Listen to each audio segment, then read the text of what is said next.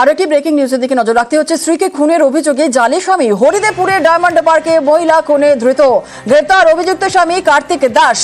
প্রসঙ্গত আপনাদের জানিয়ে রাখি, গত 23শে জানুয়ারি ভাড়া বাড়ি থেকে উদ্ধার হয়েছিল মহিলার দেহ। স্ত্রীকে খুনের অভিযোগে জালে স্বামী।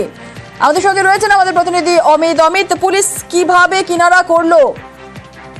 দেখো, কার্তিক দাসের খোঁজ কিন্তু গত 2 মাস ধরে চালানো হচ্ছিল হরিদেবপুর থানা তরফে।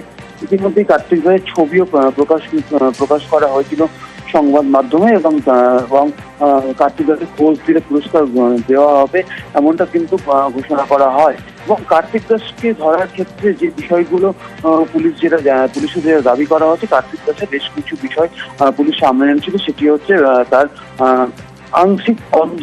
সে আংশিকভাবে চোখে দেখতে পারেন না এবং বিভিন্ন জায়গাতে কিন্তু ভিক্ষে করছিলেন।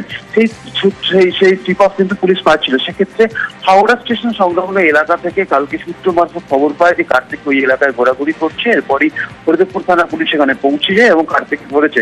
গত 23শে জানুয়ারি হরিদেবপুর থানা এলাকা ডায়মন্ড পার্কের একটি ভাড়া বাড়ি থেকে কার্তিক দাসের স্ত্রী রক্তাক্ত দেহ উদ্ধার হয়েছিল এবং তারপর থেকেই পুলিশের সন্দেহ জাগে যে কারণ কার্তিককে পাওয়া যাচ্ছিল না। এবং ওই গৃহবধূর বাড়ি বা বাবার তরফেও হরিদেবপুর থানাতে কার্তিকের বিরুদ্ধে লিখিত অভিযোগ করা হয়েছিল যে তার নাকি কার্তিকই খুন করেছে। এরপরই খোঁজ চলছিল কার্তিকের। ধন্যবাদ।